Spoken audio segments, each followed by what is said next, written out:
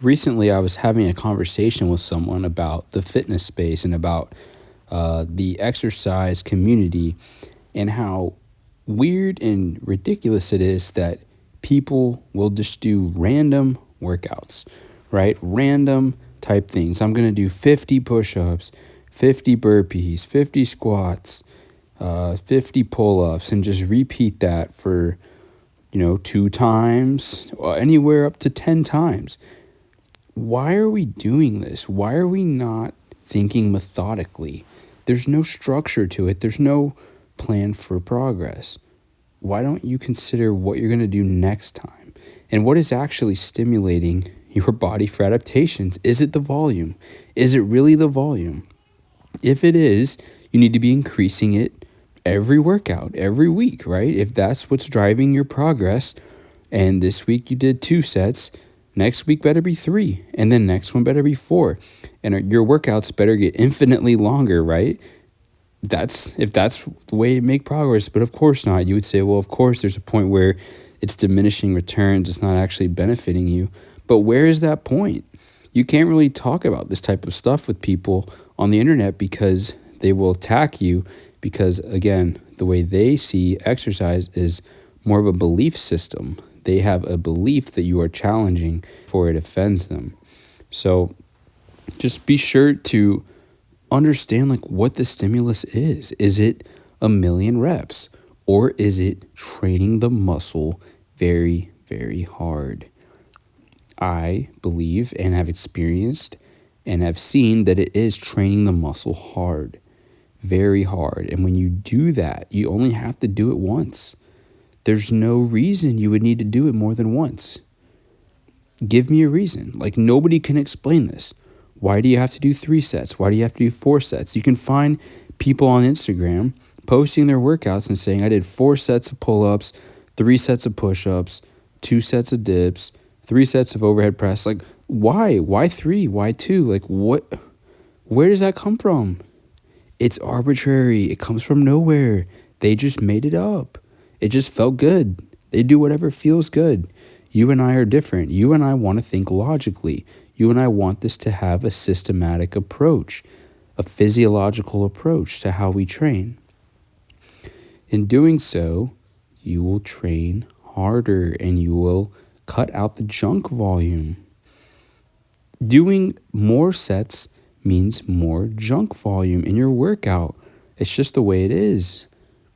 You can only go so hard for so long before the workout just fizzles into super easy work. So you have to keep your training short and brief to have it be intense. You can't run a marathon. You can't sprint a marathon. If you're running a marathon, it's low intensity. It's very low in terms of physiological stress. It's actually very high in stress on your tendons because of the overuse of jumping from one leg to the other for hours on end. So you want to minimize your overuse potential by doing less work. How do you do that? Well, you have to make the work harder.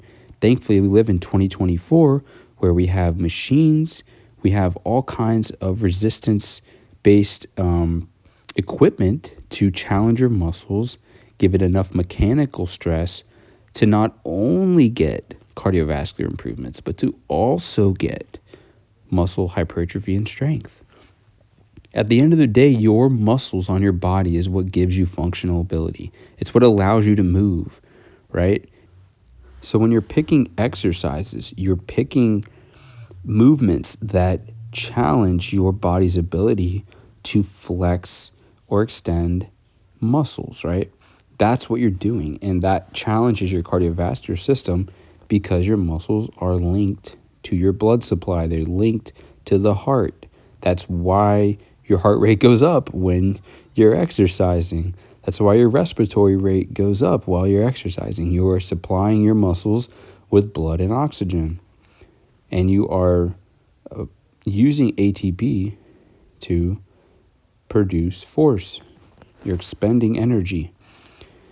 So it's important to try to do this in a way that gets you all of these adaptations at once to be the most efficient, right? So it's not very efficient if you have to lift weights to get stronger, but you also have to go for runs to train your cardiovascular system. And you have to, do CrossFit to be good at CrossFit, and you have to swim to be good at swimming. And imagine telling that to someone that they have to run to train their cardiovascular system. Like that's so not correct. That's so wrong. That's so narrow-minded.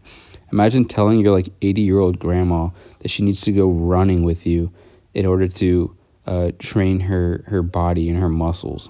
That's not true at all. It's very narrow-minded. So you need to think about the fact that, hey, when you are contracting your muscles, you're challenging your body, and in doing so, you are getting benefits beyond what you can see, right? I post these flex videos. I'm flexing my muscles just to get a realistic idea of how I look.